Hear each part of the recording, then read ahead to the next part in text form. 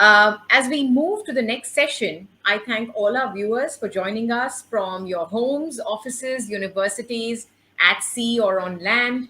This webinar keeps getting excited. I'm looking forward to hosting and moderating this special session today. When I read the theme of my session, looking into the future, fostering maritime curiosity in young minds, I decided to ask a few of my students, some of whom are postgraduate students, what do they think about it? A barrage of replies. Ma'am, it's very easy. Just take us on a visit to the coastal belt, a little bit of travel, a little bit of cuisine, maybe a visit to a museum, a port, or a dock. And the best was, let's go scuba diving and take a picture. Well, I thought to myself, a very narrow, very limited understanding of the maritime. And that needs to change. And most importantly, how we do it also mandates a rethink. The concept of hard and soft power has dominated the global power politics narrative. The maritime dimension of soft power is gradually getting its due with the increasing role of maritime industries and agencies in the humanitarian and disaster relief roles, and also the indispensable role that maritime industry plays in global trade and commerce. However, the wide-ranging aspects of the maritime remain elusive to the young minds. For many youngsters, Navy, Coast Guard, Merchant Navy, shipping constitutes the scope of maritime domain. But with this special session, I hope to showcase the diverse avenues within the maritime that are potent maritime soft powers of the future if they are nurtured and harnessed consciously. I would like to add that the United Nations General Assembly had declared 2021 as International Year of Creative Economy for Sustainable Development, which, if holistically examined, has a critical maritime dimension and can add value to the discourse on maritime soft power. When Admiral Hari Kumar discussed the plight of fisheries in India in his keynote address, I was reminded that the UN General Assembly has declared 2022 the International Year of Artisanal Fisheries and Aquaculture, another reminder for the indispensable role that oceans play in livelihoods and cultural exchanges. Now, this session is dedicated to young maritime enthusiasts and achievers with the aim of promoting in youth a vision of maritime India's future. And I hope with this session, we can cultivate love for the sea among the young minds. With a young and diverse panel on my side, there is a lot of energy, a lot of ideas, talent, and inspiration that is going into this session. And I'm sure that there'll be ample takeaways to share and points to reflect upon at the end. Starting with Adhvait Menon, a dashing and ambitious 15-year-old with a penchant for yachting. Adhvait is a class 10 student of Naval Children's School, Mumbai. Adhvait started sailing at the age of 9 and has received several awards at the state and national events. He has sailed Optimist, Enterprise, Laser Standard, and Laser 4.7 classes of boats. He will discuss all those later. His hobbies also include debating and essay writing, and he loves swimming. So welcome, Adhvait. I hope you're comfortable. Yes, ma'am, I'm comfortable. Great. Now, from school going to a postgraduate researcher, author, archaeologist, and museologist, welcome Tiya. Tiya Chatterji likes being called a maritime enthusiast. She is passionate about underwater archaeological and maritime history studies, and she is a PADI certified diver. A goal is to aid the dissemination of knowledge about, bridge the gap between laymen and professionals. She's currently working as a research associate for the Indian Navy History Division, New Delhi. She's also a freelance writer and editor for academic and non-academic platforms. Once again, welcome, Tiya. Hello, ma'am. Thank you so much. Lieutenant Commander Swati, a naval officer and a doctor who, with her sheer grit and gumption, has embarked on a great adventure. I would say adventure of a lifetime. She's our golden girl of sailing on the panel. She has done her basic skydiving course apart from training and representing the Navy in ocean sailing. Trust me, she has pushed the envelope to live her dreams and pursue her passion. We'll hear more about you. Welcome, Lieutenant Commander Swati.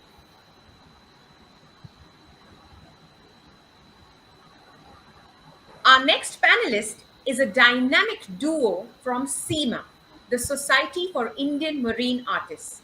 Pratekk is a passionate artist and a polymath who is also SIMA's active secretary. He has been a key asset for SIMA in promoting awareness on marine art, including seascapes among general public. He has been part of many art shows, and yes, his solo art exhibition was held at Nehru Center, Worli. Welcome, Prateek. Thank you, ma'am. Good afternoon. The other artist on the panel is Ms Deepshikha Saxena, a self-learned artist come teacher and nature lover who has played an instrumental role in encouraging young students at SIMA to take up marine arts. Welcome, Deepshikha. Thank you, ma'am. Good afternoon. Thank you. So I think I will begin with the youngest achiever on the panel, Adhvait. Adhvait, please tell us about your journey. What attracted you to the sea? What drove you to pursue such a challenging sport? Maybe one of your earliest memories of the sea, probably the role of families. Yeah, please go ahead. My journey of yachting actually started with a hilarious incident. When I was 7 years old, my father took me on a sailing boat. It was actually a one-man boat, but as I was small, I could also fit in. I just sat and watched him sail the boat while he told me how the boat works. The funny part was that when a strong gust came, he miscalculated the rudder angle and fell in the water. Unaware of how dangerous this predicament was, I started laughing and managed to handle the boat all on my own till he could swim back. This normally is difficult for a person who had got in the sailing boat for the first time. This was where I found my love for water and encouraged me to set off on this life-changing path. I would take every opportunity to be in the water, whether to swim, kayak, or simply jump from the jetty. My father would always permit me to do all these things under his watchful eyes. He would never let me get close to the water without me having a life jacket, a precaution that is now fully imbibed in me. When I was 9, we were posted at NDA Khadakwasla, and a scintillating speech by Commander Abhilash Tommy further inspired me to learn sailing. This is where I started sailing competitively for the first time. NDA used to host enterprise class sailing championships. It is a boat handled by two sailors. In 2 years down the line, I, along with my partner, won the Under 21 Shield. Interestingly, during this time, I was only 12 years old.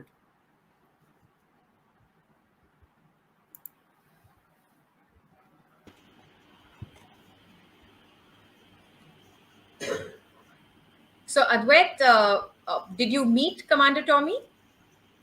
Yes, I did meet him. I even took a photo with him in which, Okay. yeah, and that photo, I still have it to this day. I met him later also after eventually started sailing. So he has been a role model for me, surely. That's so nice to hear, and even a role model would now know the kind of influence that they have on young minds like you. But any word of advice that he gave you when you met him recently? Recently, when I met him, I'd already started sailing. So what we usually had little chats about how my sailing was going, and his attitude really had a deep impact on me, and that's how I it motivated me to continue sailing, and I surely will continue even after I grow up. I'll So yeah. continue this sport. So tell me, the memory of sea. Of course, we know that you have a background in the Navy, but when you go home, where would home be? Has that had any influence? Your Uh, native. I used to live. My father's from Kerala, so where we live, there are a lot of backwaters. So sea has always been something close to my heart. So That's good. therefore, like I grew up near a backwater, and there's a beach right very close to the place where I stay in. So water has been something that has, for a long time, been close to my heart. So that is maybe one of the reasons why I started sailing. That's great to hear, Advait. Amazing. Um, my next question is for you, Tia. Are you around? Yes, ma'am. Tia, explain the world of maritime archaeology to our audience. I know it's a niche domain, and I'm sure there are ample opportunities for research in it. But well, we are the laymen here.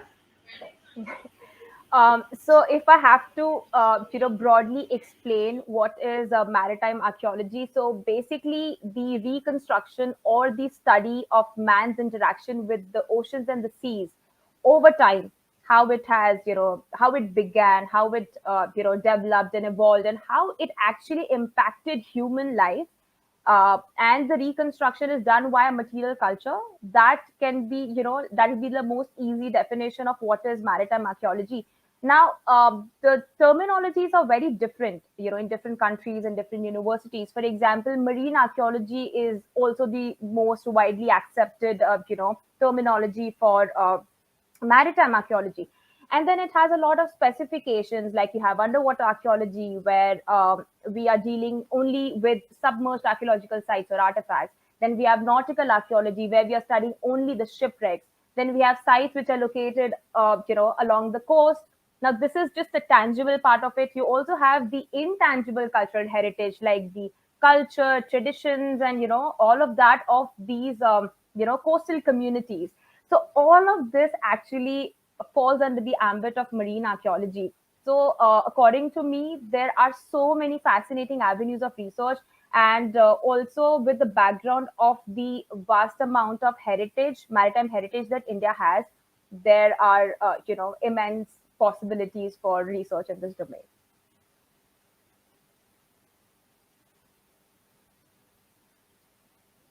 Um,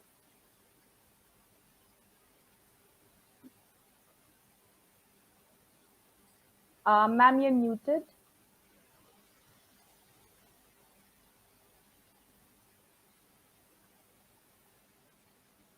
Sorry, Tia. Can you hear me? I have a Yes, ma'am. picture with me. Let me know exactly what are you doing here. Okay.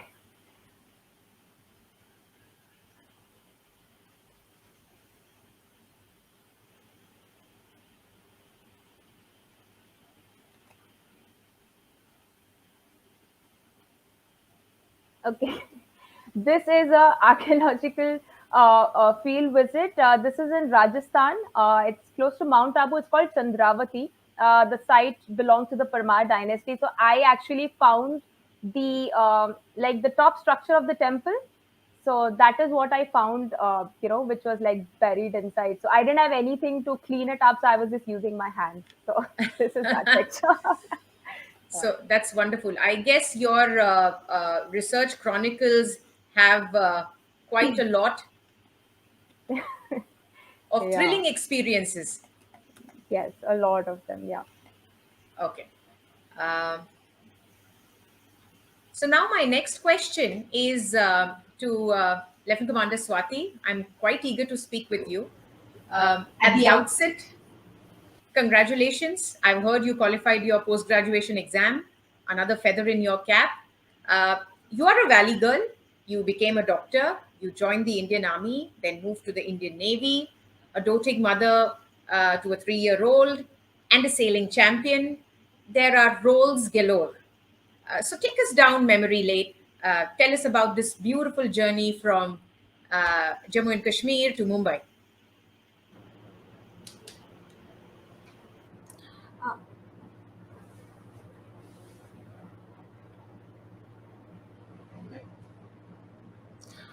First of all, a very warm afternoon to all my fellow panelists and all the viewers who are watching us live on YouTube right now. Secondly, I would like to convey my gratitude and thanks to those who found me, capable of being a part of this webinar.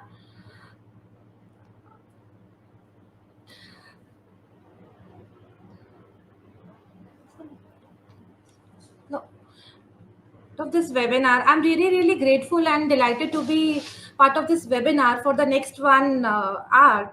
Thirdly, the question you have asked me, ma'am. So it's not a one question actually. There are questions in the question. So I'll first start with my journey of being a doctor. So then I'll come to how I came into Indian Armed Forces and then to as a sailing medalist. So becoming a doctor, you can say, was my childhood dream or my aim. It was very clear since beginning that I wanted to be a doctor. Secondly, when I was doing my graduation and when I was in my internship, um, I got engaged to a naval officer. So that time only I had decided that once I finish my graduation, so I'll take up armed forces as my further career option, because that would be the best option for me and my family and my husband as well. Thirdly, from how I actually came to army and then to navy. So it all started with once I finished my internship. So an advertisement came in the newspaper that there are vacancies for doctors in the Indian Armed Forces. So I filled up that form. I was called for the interview. I got selected in that interview. I cleared my medicals and eventually I made it to the merit list. And that is how my journey to the armed forces began. Although I wanted to be in the navy, since my husband, was in navy, but initially I got to join. I was made to join forces. Army. So initially I felt like, why army? Why not navy? Because I wanted navy. But today I can say that was a blessing in disguise. That is how I could experience army also and navy also. And in army, so I was posted in Jammu, and after that I was posted in Udhampur, which is a CIA ops area. And during my tenure in J&K, so I got to know that we have an option of switching over to navy, like we doctors have that option. So I put up that case, take up that case, and I put up the application, and it was accepted. And with the grace of God and with the help of my seniors and the guidance of my seniors, so I got seconded to navy within 1 year of my service. So that is how my journey from army to navy began. So in navy, so my initial posting was in Visakhapatnam. I got posted to INHS Kalyani. When I joined INHS Kalyani, so I got to know about this thing, the skydiving. So I was a kind of person who is always into adventures. I'm not a monotonous kind of person ki khali doctor, not only that. So I was like, why shouldn't I grab this opportunity as something new, and my husband also wanted to do it. So I and my husband both volunteered for it. And luckily we got this opportunity. And then I went to MP, where I did this skydiving course, and I completed all my 5 jumps successfully. And that's how I got this badge. I was always crazy about putting this badge on my uniform. And I must say, I would, I can say with proud that I would be one of the, I think I'm the first lady medical officer in whole Navy who has done this skydiving. Then after that, I was, transferred to Naval Dockyard Visakhapatnam. And during my tenure in Visakhapatnam, I got to know about a bunch of lady officers who have gone on circumnavigation of the world. It was a group of 6 lady officers. So that is how my interest towards sailing developed. I was like, "Ki, why not I? I should also try this new sport. Like I'm done with skydiving. Why not take up sailing now?" So sailing club was nearby to my home. So on every weekends or on holidays, I used to go there and used to start practice different kinds of boards. So after some time, an advertisement came that volunteers are required for inter-command sailing championship, and I grabbed it, and I was so happy. Um I practiced on weekends. I then a professional practice started once I volunteered for that, and I represented Eastern Naval Command in Inter-Command Sailing Championship, and this is how I came into sailing. That's a great story. I just heard Advait. He mentioned he was inspired by Commander Abhilash Tomi. You said you were inspired by the Navika Sagar Parikrama crew. So I'm sure Indian Navy has a very strong community. You inspire each other, and I guess there are more laurels ahead in store for all. Um, with that, I think I'm going to move to Prateek. Prateek, could you take us through your personal journey towards this creative pursuit? You're an artist. How did that start? Sure. Welcome to everyone. Good afternoon. This is indeed an honor for SIMA and me. I would also like to congratulate Vice Admiral Hari Kumar for being elevated to the post of CNS. I have been drawing and painting since infancy. I also write poems and articles on nature and spirituality. I have been attending art classes while in school. I won some prizes in art in school and at competitions. I won a prize for design in Maharashtra's elementary art exam. Then while studying computer engineering, I would do the stage decoration for my college's cultural events. In 2009, after I had resigned from my IT job in Pune, I started learning art at an art academy at MG Road. I started enjoying it a lot. I really loved it.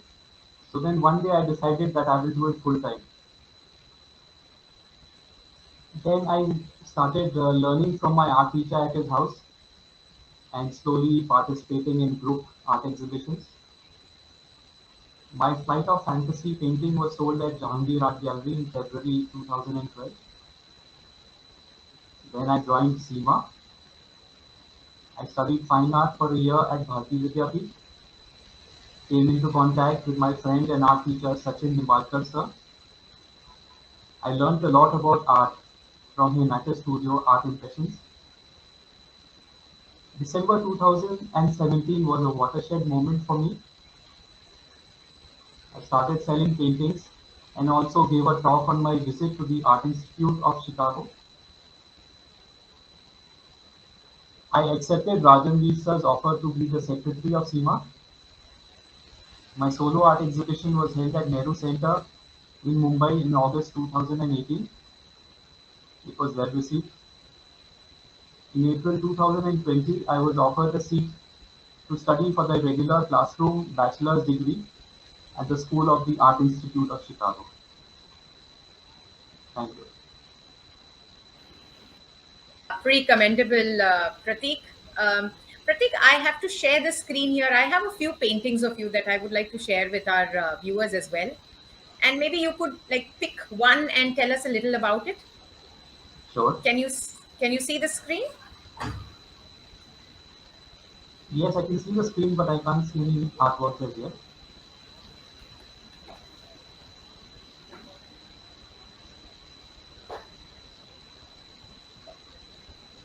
Can you see the picture? Yes, this is a cartoon that I had created on my own in childhood. Is that a pirate? Yes, that's a pirate. It All was right. modeled on a pirate, and I gave it a name Bloodjay. Okay. Okay. So this is, my imagination, and this is a seascape painting that was a commissioned order from Kolkata. Oh, amazing. Thank you. Does this have any symbolic meaning? Yes, it has a lot of symbolism. This is the flying horse Pegasus. This is the microform breaking its shell, of limitations of narrow thinking and gaining freedom. It has a lot of spiritual meaning as well.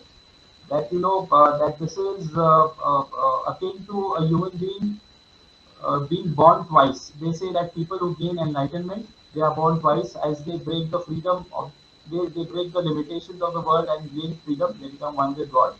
So this is symbolic of that enlightenment as well. Wow, that's This was it's. selected for a national level exhibition in Pune.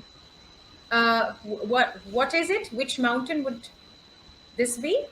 Yes, this is Mount Matterhorn, the famous triangular Okay. peak of Switzerland. Hmm. So I had created this when I was in college, and this won an award as well. This is a pencil shading on paper. Wonderful, wonderful. It's great to see your artworks and thank you for sharing them with us. Now I'm going to move on to Deepshikha. Uh, Deepshikha, Good can you hear afternoon, me? ma'am. Good Yes, afternoon, ma'am, I can hear Deepshikha. you.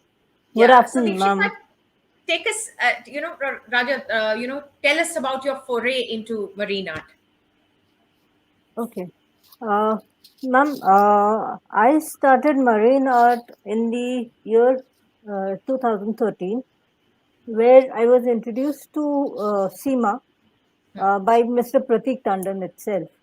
And slowly, as a member, I started participating in various activities of SIMA, looking around so many great artists depicting marine art as a symbol to the ocean, the respect and the ocean values that I could see in SIMA were great. So I got very inclinated towards the art form and started making seascapes. So eventually, it was just not me making the seascapes. I already had classes, so I wanted my children also learn to that art form. So I started teaching marine art specifically to the kids, and eventually got permission from Rajanveer sir to exhibit the same in the venues. And fortunate enough, it was appreciated a lot. My kids, they went aboard to various parts of the country, and they have sold their paintings, and That's they tremendous. are appreciated by so many people, and I'm really glad to see that kind of achievement. I think that So must feel so rewarding. yeah, sure, ma'am. Sure. uh, So, i Deepshikha, yeah, sorry, please continue. I myself, as a nature person, I love doing nature more. So that is an inclination also towards the marine art. Amazing. Ma'am, you can That's continue. Yeah. So I have a few pictures with me. I think I want to share them with our viewers, and Sure, do help us go through them so that surely, ma'am. My and you pleasure. could reflect on them. Yeah. So this here would be. Ma'am, I can't see the pictures. Are they visible now? It will just No. be a slight lag, but Yeah. Uh, yes, ma'am, I can see the pictures. Okay. Ma'am, this is a pencil sketch done by me. Since I love the corals and fishes a lot, I am madly in love with fishes. So I just picked up this beta fish. This is a beta fish, and I drew it on a grayscale paper. So that's it. And it is totally color pencil on paper. This oh, one is this fish is clownfish, as you know, yes, and very joyful fish. I really love the colors in them, and reef is one most powerful thing in the marine life. It gives so much nutrition to these fishes and hideouts too. So, depicting some kind of hideout to the clownfish. This is oil on canvas painting. Uh, that's amazing. That's amazing. Thank you.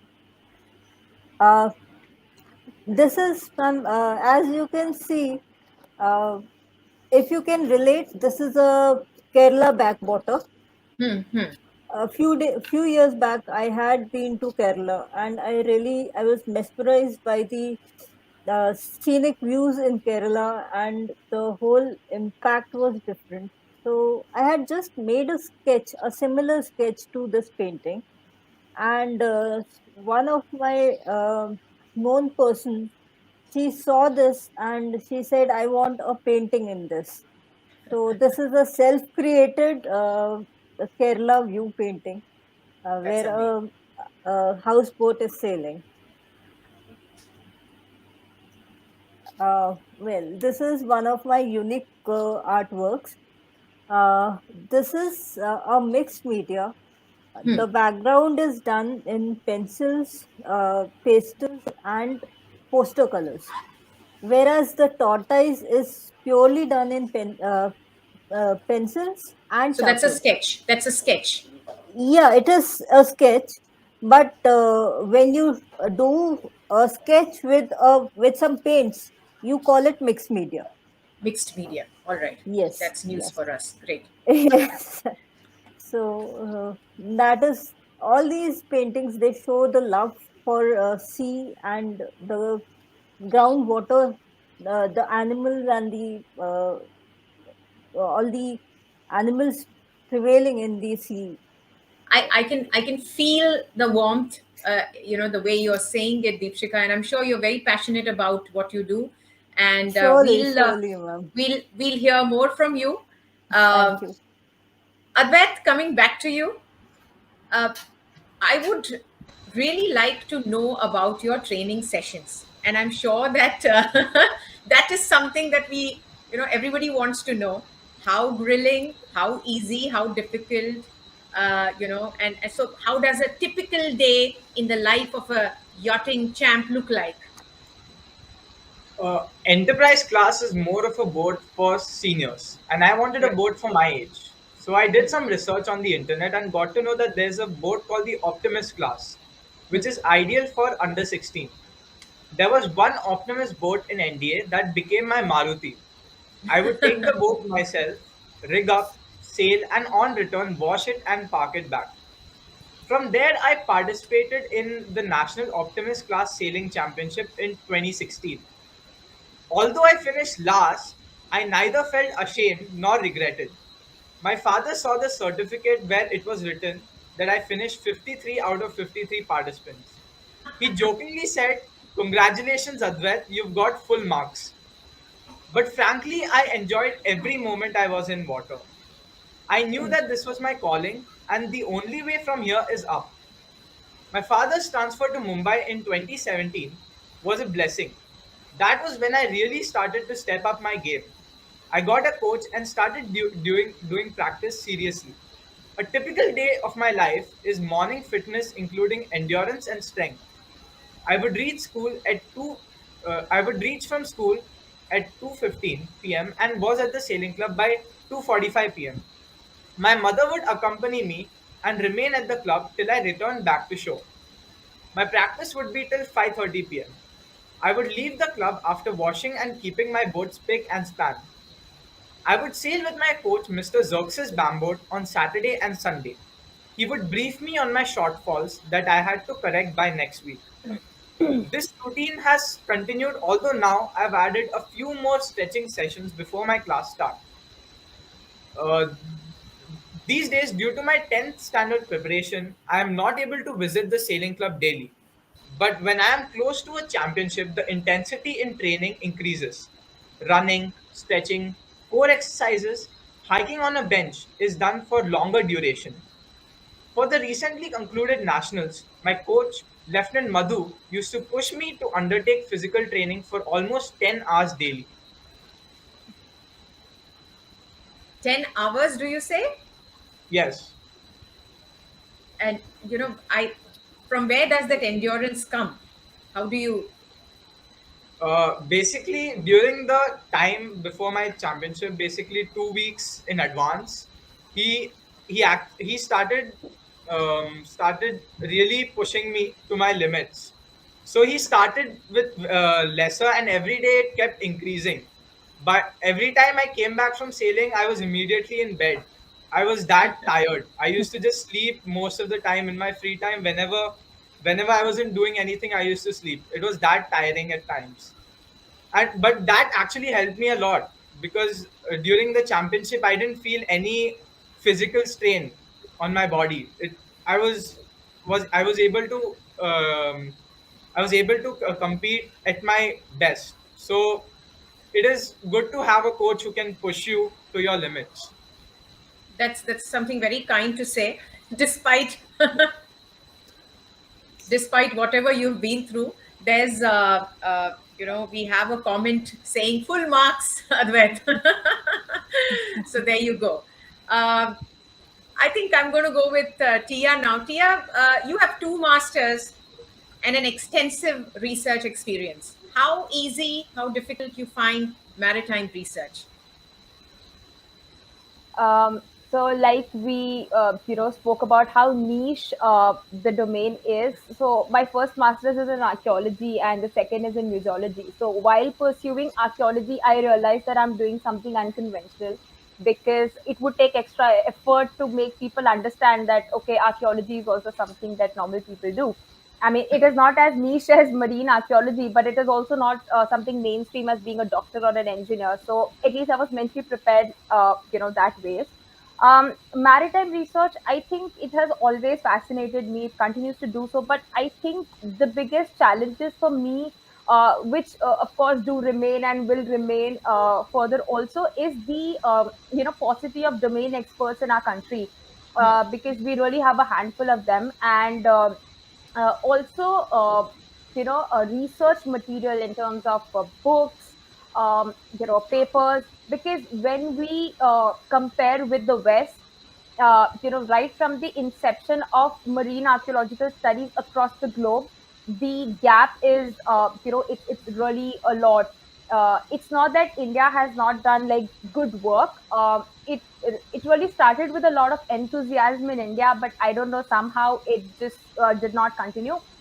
And I think apart from all of this, definitely encouragement and finding like-minded people who want to do something similar in the domain and who are willing to guide you, because I think like Advait said, to have a coach who really pushes you.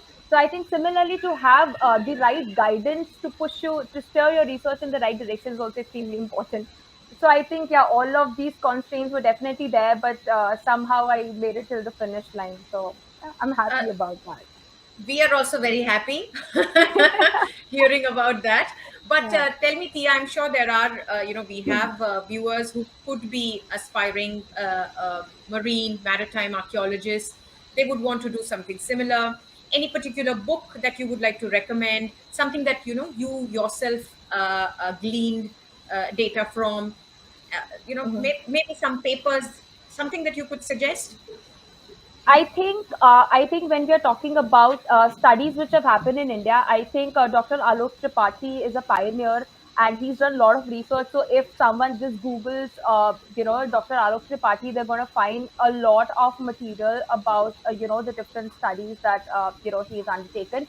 And also one of the best repositories is to just go to NIO Goa, National Institute of Oceanography. Just go to their website and you can just click on the repository and you will find all the papers, regarding whatever research that they have done throughout the years. And NIO has been an organization which is there, which was there like right since the inception. So I think, yeah, visiting their website is, also great for gathering some data. That's great. I'm sure that will be helpful. Thank you, Tia. Moving on to Lieutenant Commander Swati. Uh, Swati, I could have imagined um, a girl from the Himalayas would probably opt for mountaineering. I know I'm sounding prejudiced, but I would definitely want to know why sailing. Probably because of some inputs from friends or mentors. But or was it just the thrill of it? I want to do something new. Well, mountaineering is one such sport which is in my bucket list since quite a long time. In fact, I got an opportunity also to do it in 2017, towards the end of 2017. But by that time, I was already on my family way, so I couldn't do it. But I'm sure I'll be fulfilling this dream of mine also pretty soon. Uh, I'm really looking forward for that. Regarding my,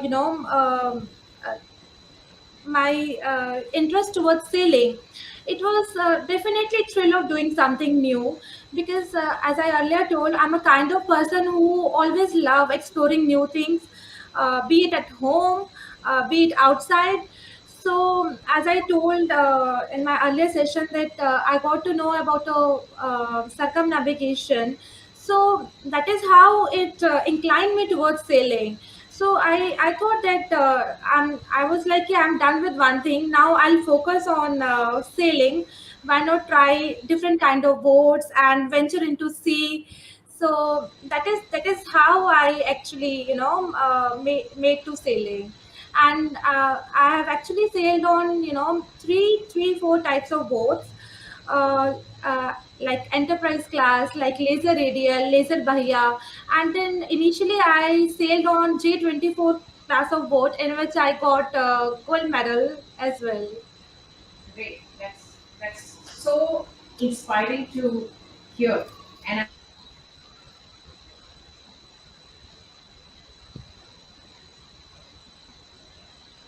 very Ma'am, you're muted.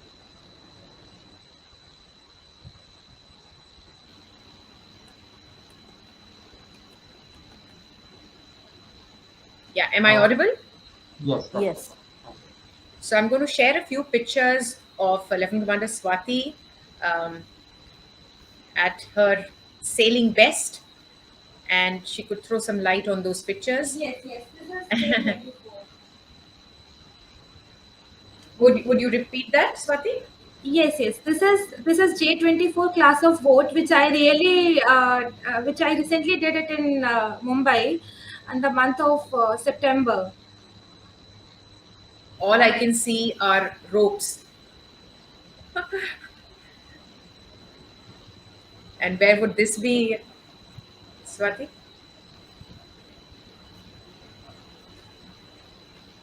Yes, yes. This is the enterprise class of boat.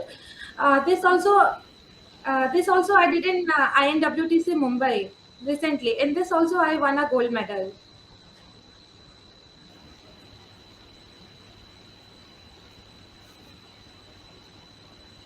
This is probably at the beginning of the race. Yes, yes, yes. So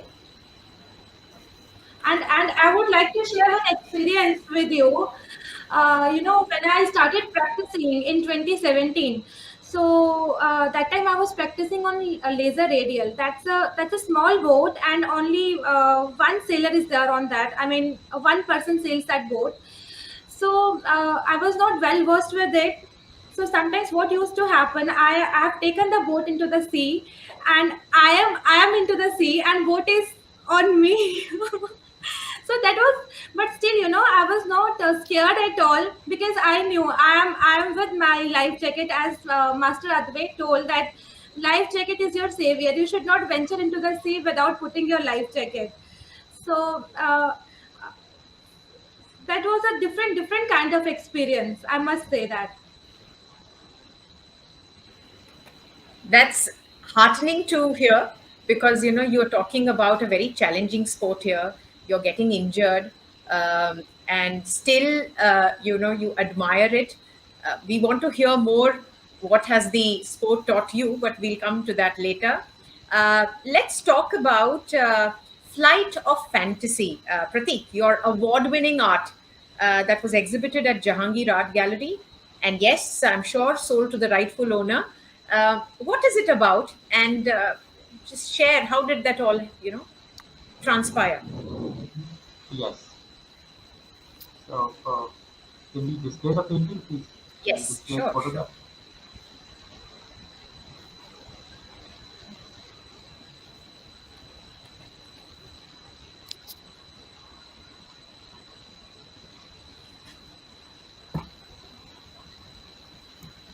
Yes. So this is an acrylic on canvas landscape painting of Switzerland.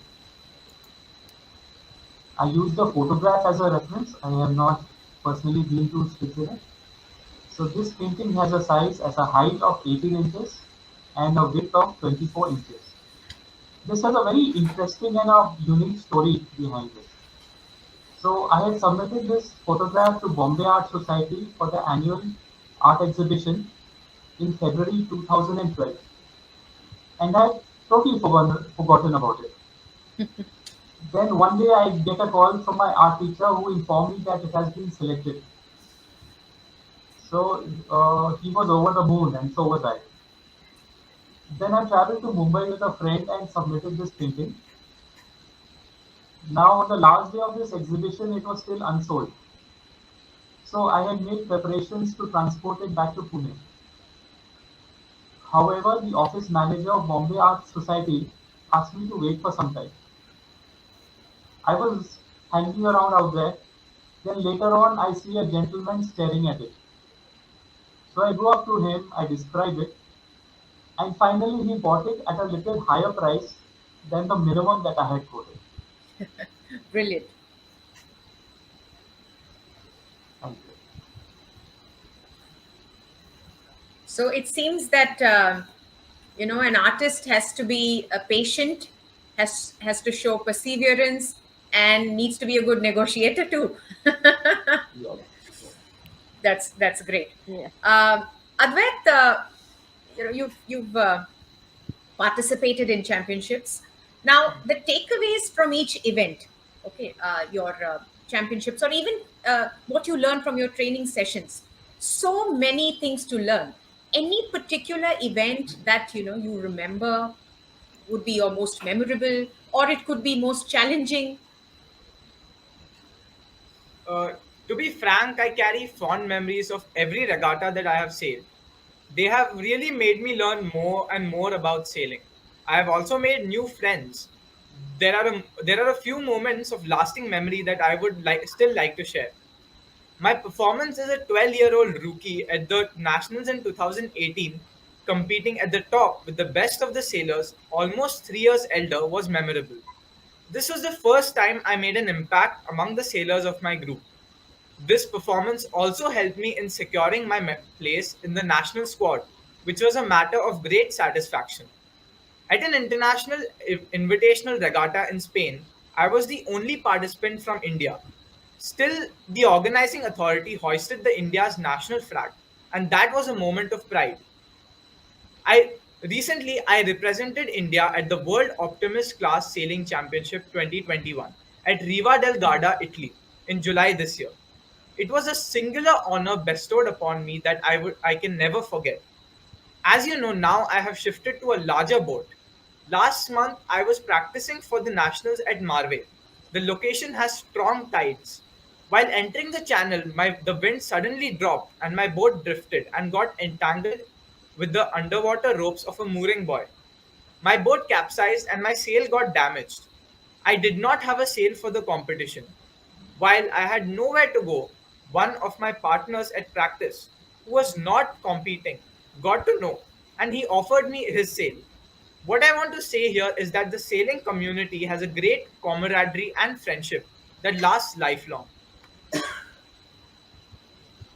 Those are some really worthwhile takeaways, and I have to say you're a 15-year-old, and you are giving us some pearls of wisdom there, and we'll probably hear a little more about your mantra later in the session.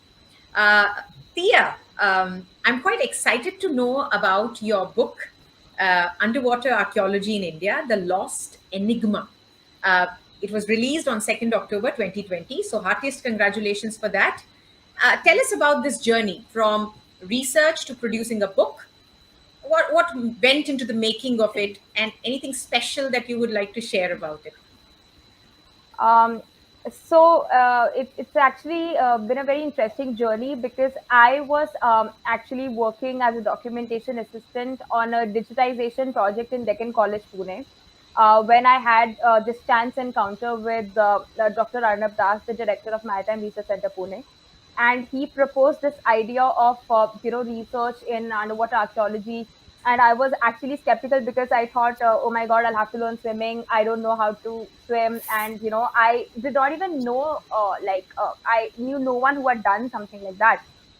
But then it was definitely something very interesting and new. So I thought, okay, why not? So the initial, arrangement, the initial contract was only, between me and MRC was only for 6 months, where I was supposed to, figure out potential areas of research in the domain, and come up with some good interesting papers. But as we got more into the research, Dr. Das and I, we thought that, oh my god, this has so much of potential, it is so interesting. And right now, not much is being done about it. So how do we take it ahead? And right then, IMF Pune was very kind, to award me with a fellowship of an year to expand my research and write, the book, because they also sort of agreed with me that, this knowledge needs to go out in the public domain in the form of a book, so that more people are aware, more people know about it, and more students can also possibly, take help from it and also get inspired to, research in the domain. So yeah, there's definitely, like I said, because of the paucity of material and relevant domain experts, it was pretty challenging. But I think we all have our highs and lows, but it's been a great learning experience. It has been so enriching. I've met so many people now. I have great contacts, and a lot of people motivated me. So I think, yeah, like there's no turning back. It's definitely happened for the good. What's with the lost Enigma? Uh, Probably. yeah, so Lost Enigma. So this is my view. So I don't want anyone else to get offended by it. So, like I said, in India, when Dr. S.R. Rao, the father of marine archaeology in India, I mean, it all began with a lot of enthusiasm, but somehow it died. And we also need to understand that there are actually a lot of constraints involved in researching, primarily when you're talking about underwater archaeology or nautical archaeology. There are a lot of resources, diving equipment, and so it's not something easy to do. But because of whatever reason, somehow, we are kind of in a stagnant state. uh, but we have a lot of potential, as I mentioned, and also we have this vast amount of maritime heritage.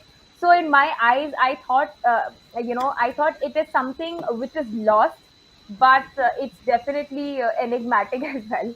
So that was my sort of way to kind of put it across my thoughts. So Yeah, that's you're actually. I can't help think of this animated movie called The Lost Atlantis, and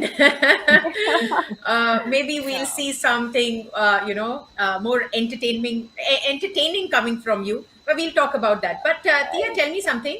Any experience from your archaeology research, some trip underwater or beyond, that was particularly memorable? I have some pictures with me, but of course, you could share them, share your experiences. I'm going to share these pictures. Okay. I think, yeah, there are like some things which are really etched into my in my brain because of my field trips in archaeology and also diving. I think some of the most important things that I've learned is to conquer your fear.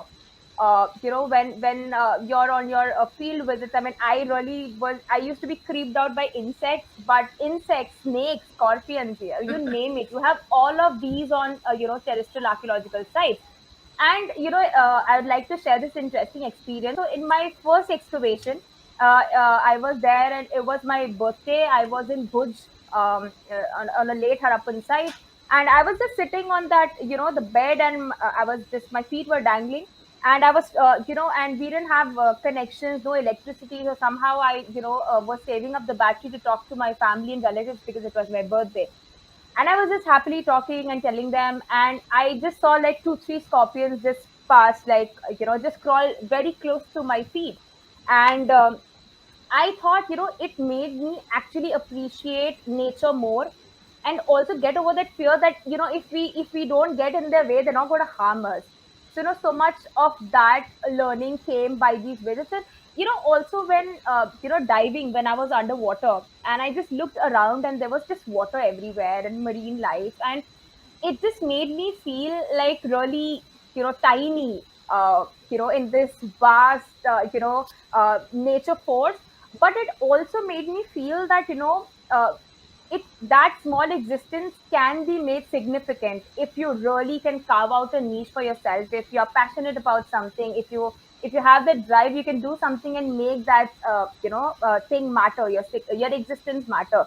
So I think these are some of the things that have passed on because of my experiences in archaeology and diving.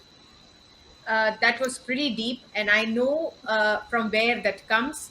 Your research aptitude, of course, years of experience in research, working with so many organizations, and your passion to do or to make a difference, to the maritime domain. Great, Tia. We'll hear more from you. Coming to you, Lieutenant Commander Swati. Pandemic was particularly taxing for the doctors across the world. The medical fraternity within the Indian Navy were no exception. And to say the least, they have braved the belly of the beast where quiet was not always peace, right?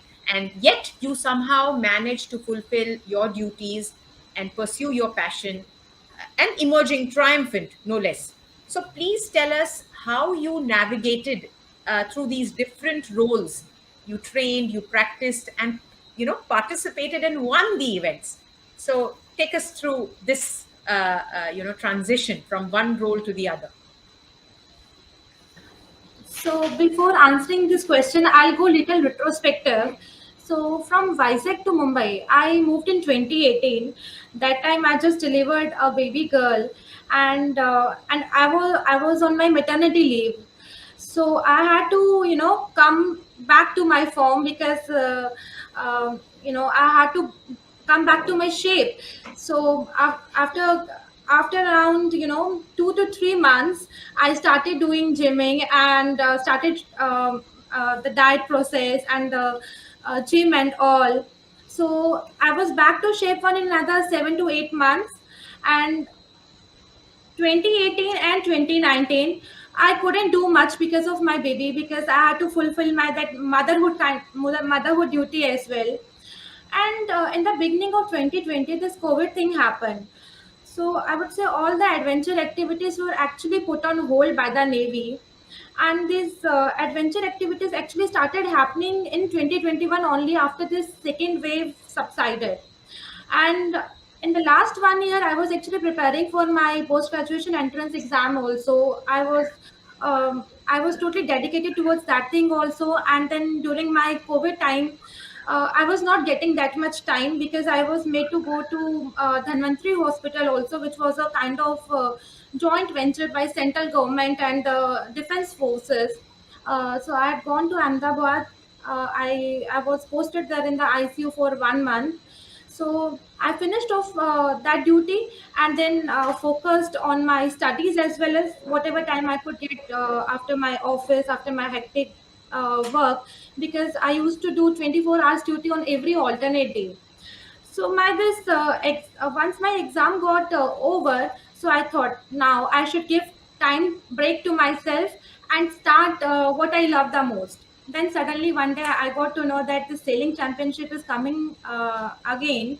So I volunteered for it, and again I participated in the sailing championship which held in the month of September in Mumbai, and luckily I got 3 medals in that. So I'm really looking forward for such more adventures in the coming future as well. And one thing I would like to say to younger generation is, Navy is an ocean of opportunity. The only thing is that you should be really really passionate to do something new, to try something new, and to grab these opportunities. And I can vouch for that. No other organization will give you such opportunities which you can do. Very well said, Swati. And I know that you've been able to navigate these different roles because of cooperation from your peers, your subordinates, your seniors. So I know, what you mean when you say that Navy is, it provides you with opportunities. Uh, One thing I would like to say that one person who kept me motivated through all this time was my husband. He has got a big role in that. So he's not a typical stereotype husband. He's the one who's like my friend, and who always pushes me to do something new. So even if he couldn't do these things, he pushed me that no, you should take up these events. and let me remind the viewers, her husband is also a naval officer. Right. So now coming to Advait. Advait, you've been sailing for a few years now. Has sailing affected your personality, your attitude? You must be getting something from your friends, your relatives, parents of your friends. Tell us about that. Sailing isn't just a sport which helps in keeping you fit physically, but it also makes you stronger mentally. Physical strength has its limits, but it is your mental strength that can help you break those limits. Mental strength is something people usually forget. Like I like I told you before, sailing is a sport that requires you to multitask. You need to be aware of the natural forces around you. Make your own boat move fast.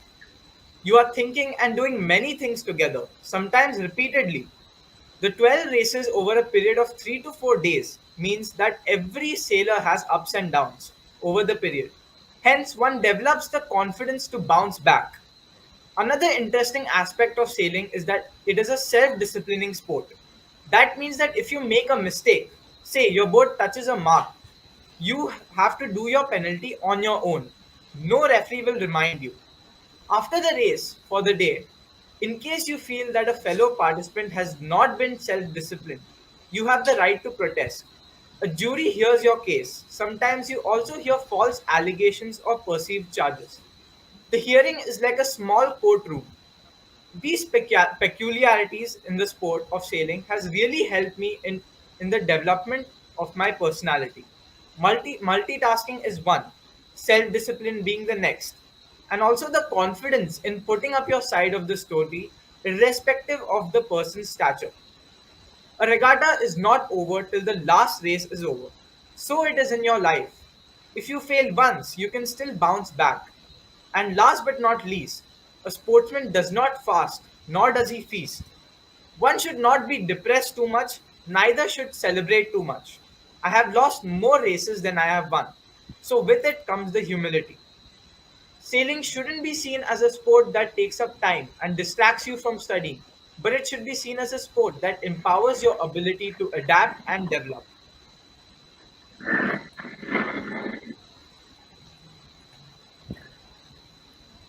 Uh, am I audible? Yes, Yes, ma'am. yes. Advait, after listening to you, I can only say there's always light if we are only brave enough to see it, if only we are brave enough to be it. You Yes, ma'am. are truly a prodigy. You are an inspiration, and we are so proud of you. Thank you, ma'am. What you said, it's not just about the race, so many other elements go into it. So keep it up.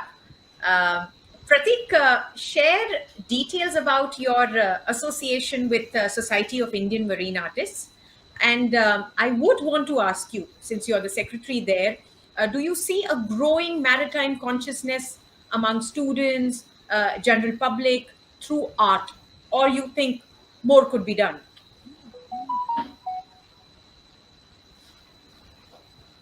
Well, the sea has its dazzling and brilliant coral reefs, multicolored and beautiful fishes, sun-drenched and sandy shores, deep blue sea, and boats and ships. Is it not beautiful? Then how can a landscape artist not fall in love with the sea? This was the reason why I take to painting seascapes, and I'll tell you my history, my association with SIMA. Around 8 to 9 years ago, I joined SIMA as I wished to be part of a landscape art group. The category of seascapes is a part of landscapes. Well, there I met my mentor and well-wisher Rajan sir. I started participating in the events and art exhibitions. Later on, Sir invited me to be on their management committee. SIMA invited me to give a talk on my visit to the Art Institute of Chicago in December 2017. My presentation was highly appreciated. Rajan Sir offered me the post of the secretary, which I accepted. So I have been the secretary since February 2018. I have conducted many events and annual art exhibitions. In response to the second part of your question, I would like to say yes. Through maritime organizations, media, and fine art, there is a growing maritime consciousness. Thank you.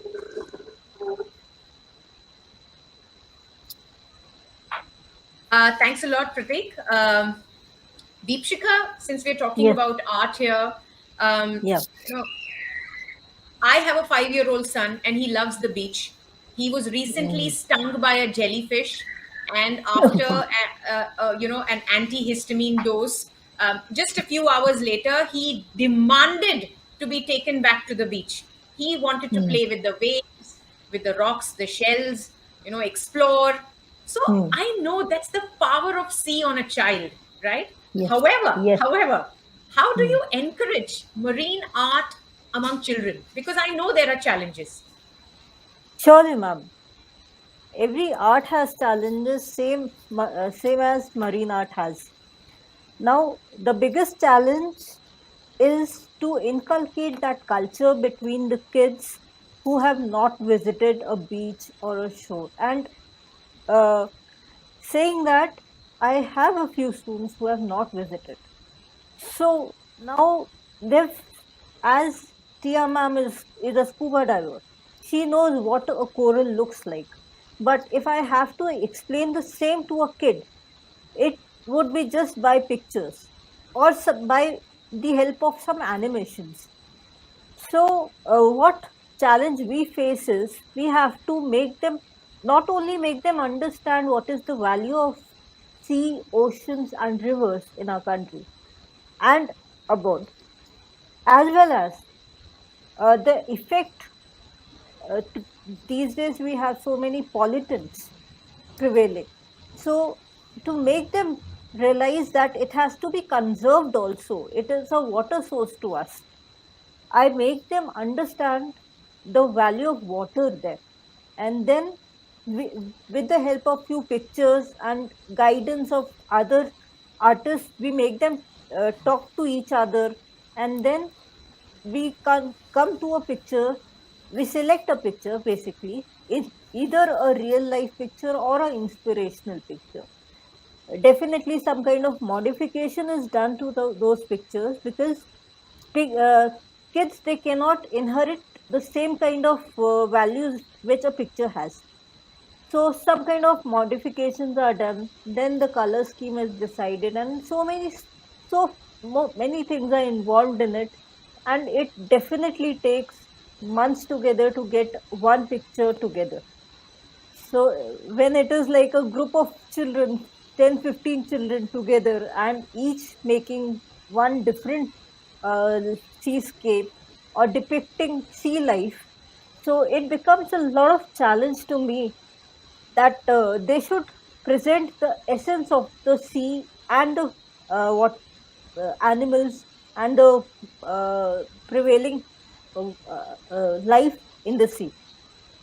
As you said, your son is like, he saw starfish and got excited. So my kids also do that.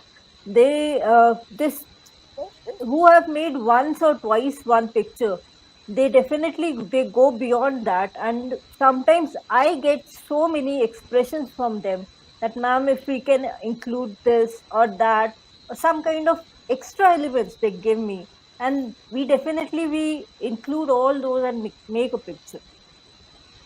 Deepshika, I would love that my son can enroll in your class, and now I can only Surely. I hope the management at Society for Indian Marine Artists is listening to this. We can have something up in Mumbai. Surely. And So Yes, we ma'am, can do one something thing, combined. yeah, okay, that's one great. That's great. That's great. One thing So, I would like to add yes, here, yes, sure. uh, since in SIMA we have a junior section also, so we encourage kids to become members and participate in various activities uh, throughout the year. Me being the head of it, I take special precautions that children literally learn how to conserve water energy in our country. Wow, We'll be that's talking about it more later. that's great. That's great. So you mean to say that, of course, you are also promoting awareness on Yes. eco-friendly measures, right? Yes. Yes. That's wonderful. That's wonderful. But Tia, coming back to you, suddenly I recalled that when I read about you, and this is very fascinating and motivating. You were suffering from thalassophobia, Yeah. that's fear of oceans, and now Yes. you're an advanced level professional association of diving instructors, PADI certified diver. Am I correct? Yes, ma'am. So Yes. this is phenomenal. You please share this spectacular transition, with our viewers, because I'm sure they have similar apprehensions or some other apprehensions in pursuing maritime related careers. Yeah. Um, Actually, good question, and I get asked about it a lot. So, firstly, I think I also read a comment. So, there's a little bit of clarification. So, many people say that it's not necessary for you to be a scuba diver to be able to do marine archaeology. Partly that's correct. If your research area is about a site which is land based, or it is about intangible cultural heritage. But apart from that, I think if your research area is underwater archaeology, nautical archaeology, then it is like 100% must for you to be a scuba diver. Plus, it's such a fun thing to do, so like why not? My book is based on secondary and tertiary sources. So at that time, I did not know how to dive. I only learned swimming while I was writing my book. And when I was in the last stages of writing my book or finishing my book, I actually had that realization that, oh my god, I'm so interested in underwater archaeology, and I don't want this thing to just get over with by finishing the book, and I want to do it pursue it further. But for that, I'll have to get over my fear, and I'll have to learn diving. And once the book released last year in October, I spoke to my parents about it. And so yeah, like I'll also use this platform to thank three people who are actually they're like solely responsible for this. My parents. So I was having this conversation, and my parents said that okay, if you want to do it, like why not? You've always done unconventional things. You've always been someone out of the box, so just go for it. And my dear friend, retired Colonel Anand Swarup, he is a diver, and he told me that just go for it. And I think it was just 3 days, without thinking much. This discussion took place in October, and in November I was in Goa. I was doing my training. I got stung. I also got stung by a jellyfish. Like the first day, 5 minutes I was in the water, I got stung so bad. It was really painful, but I did not give up. I thought that no, I have to do it, and I was instantly in love after my first session. I thought that this is addictive. I cannot stop this. And at the end of my training, when I had that diving license in my hand, and I actually realized, apart from the motivation that I got from my parents and also my friend, I think there were so many people who told me, oh my god, you're afraid of the oceans and the seas, you're not a great swimmer, how are you going to do diving? But then I converted all of that into positive affirmations. And once I finished it, I thought that okay, if I can do it, anyone can do it. And I think I would like to give this message to everyone that if you really want to do something, any adventure sport, be it maritime studies or scuba diving or sailing, just go for it. I mean, of course, you will have inhibitions, and people try to inform.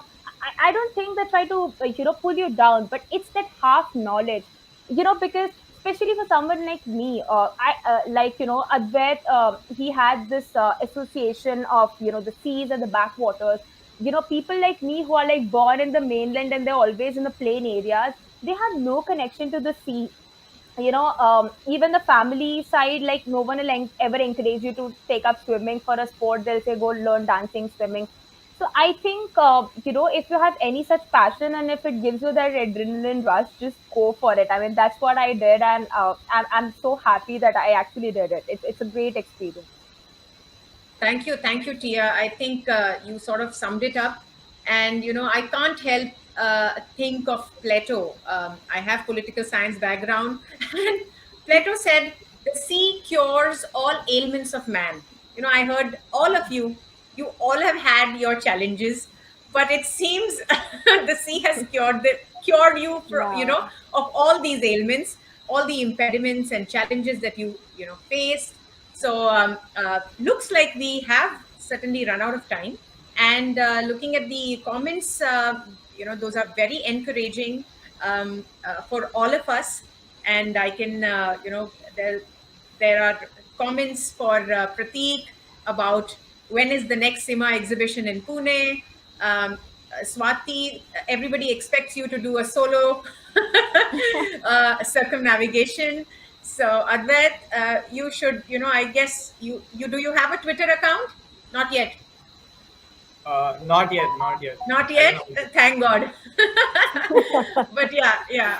I guess we did very well, and thank you very much. Uh, we've covered up many questions. You shared your stories and experiences, and with that, we come to the end of this special session with you, young achievers. We had an eclectic mix of panelists for this, for this session. Uh, Recognizing their dedication, ambition, and contribution to maritime. This session is an acknowledgement of their achievements and, most importantly, to foster maritime curiosity in young minds. One can join the Navy, merchant Navy, shipping industry. One can take it up as a hobby, diving, sailing. One can nurture the love of seas through art, literature, research.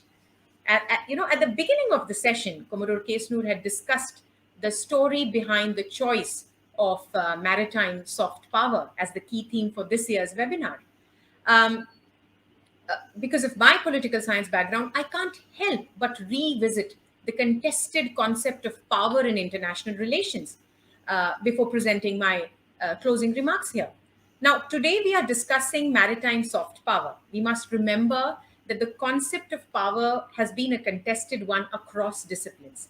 Its slightly oxymoronic resonance in the traditional discourse of my field might make people think again about their assumptions when they speak of power. And when we think of the concept of power in the 21st century, we need to get away from the idea that power is always a zero sum.